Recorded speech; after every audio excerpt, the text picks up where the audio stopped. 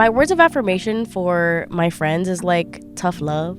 Like, I will do my best to keep it real, and if you don't like it, I'm sorry, but I'm not gonna lie. Like, and that's my version of words of affirmation. I think that's what I learned as a child, is like tough love. Can you give an example of that? Like, what does it look like? Like, You have a story?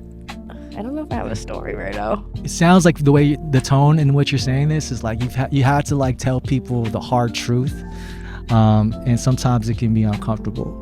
I'm an avoidant person at my core, and so learning how to be confrontational is, I don't even know if I can say this like confidently, because I'm still working on it. Like, I'm working on like just trying to like tell people straight up like how it is. But you just said that's what you do. But now you're saying you're backtracking a little bit. I am backtracking. So I guess, what does it look like? What does it sound like when you do that to your friends? I think when I do it with my friends, it's a little bit more playful, but I'm also like pretty serious about it. Like, usually it's pretty like general, like very simple shit, like, oh, like, do you like my outfit? No, bro. What if it's somebody like, do you like my partner? And you're like, Yeah. ooh, I do Hell not. yeah. Like, this, yes. Like, yes. Like, well, okay, for example, like with my mom, I think my mom is very complacent in this her marriage with my dad. And so the other day, I just had a conversation with her, which is something I've honestly never done before. Have like deep conversation with my mom, and just like asking her like, are you happy like in this relationship? Because honestly, it doesn't seem like it. And I'll call her out on like the things that she needs to do, like, you know, take time, be intentional, journal, do something for, like, go on a walk, like, you know, do things for yourself. And I think that's like really hard for her to hear, because nobody's ever told her that. And I know that I'm not saying it like very lovingly. Like, I'm just like straight up like, do better, queen type attitude about it. And I think that's, you're saying it really lovingly now, right now. Does that feel lovingly though? Because I feel like me talking in this tone doesn't really feel. Well, you're saying you're not saying like, girl, you need to get out of this relationship. You're saying like, are you happy? Yeah. Maybe it's not like blunt in the sense like you're telling somebody like you need to leave, right? But you're like, yeah. It's more powerful, in my opinion, to do that, where it's like, hey, look, I'm not gonna tell you what to do because I don't know. Yes. You know? Yeah. But it does look this way to me, so I want to ask, you know, how do you feel? Mm-hmm. It kind of circles back to like, well, to be loved is to be seen. So like, I'm trying to see you, even if I don't understand you, like why you would do this, because I wouldn't do this. If you just confirm whether or not you're happy, that's good enough. If you're happy with your situation and you're good with it, I will lay off. But if you're constantly talking about the same damn shit and it's getting repetitive, and it's just insane at that point, like you're expecting some sort of different. That is when I get more frustrated, but also like I get to a point where like, look, this person is harming you. You need to get out of this. And it doesn't even have to be a person though. It could be themselves.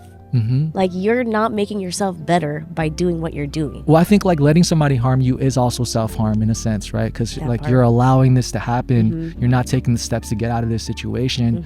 Like, I'll tell you because like, look, I want you to be safe, right? Because to me, like there's a hierarchy to needs, right? So like your safety is like a base. So like if you're not safe, then yeah, I'm not gonna just be like, well, if you're happy.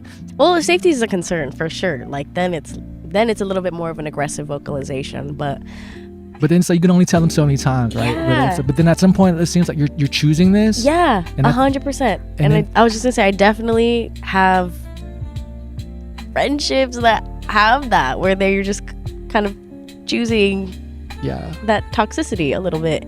And it's hard because then you get wrapped up in it. Now it's like you're putting me in a difficult situation where I gotta set more boundaries with you. I might look like I'm not like your friend anymore, but it's like, no, I need more and more boundaries, because like this is a detrimental situation for us all. You know? And if you're gonna continuously choose to stay in that routine, there's only so much I can do. When you're in a toxic situation, you yourself need to be the one to make that switch in your head to know like, okay, I'm done with this, or like I won't stand for this, because people could tell you days on end the same shit, multiple people, different people telling you the same thing about the same situation, and you're not gonna fully grasp like the depth of what they're saying until you yourself make that like realization. I think something happens and you know, folks, especially if they're in a situation where they're being manipulated, a lot of times people will come to manipulate themselves, right? Because they buy into the manipulation, and then their sense of reality can be shakier. It's almost like brainwashing is a little bit of an excessive term, but it's a little bit kind of like that. Like you're just constantly being fed these toxic statements, these like I mean, it's gaslighting, right? Yes, and then you just start to believe it yourself. Yeah, it's manipulation. So I guess like brainwashing it's in that same group, but I feel like it's just like it's delusion, right? And it's at some point there's elements of choice to it. Okay. Because delusion always contradicts logic. You have all your friends telling you something that seems illogical. At some point, you have to face a choice. So that was the biggest like epiphany for me, because I'm a very logic driven person. For me, if somebody tells me something with their words, like I would believe their words until they kind of keep doing it over and over and over. That was the biggest epiphany. It was like, all right, this on some level is a choice. 100%. And that's a love language too, is I accept your choice.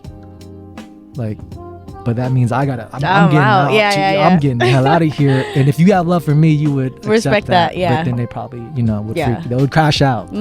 That's a crash out moment many times in my life. I feel like more times than I would like. Hell yeah. Not hell yeah, but I agree. Yeah, I'm sure a lot of us have that, right? It's like my theory is that people feel more empowered by choosing that reality that's more comfortable. Maybe it's like it's rooted in that kind of an avoidance thing, right? It's like, this is an uncomfortable truth.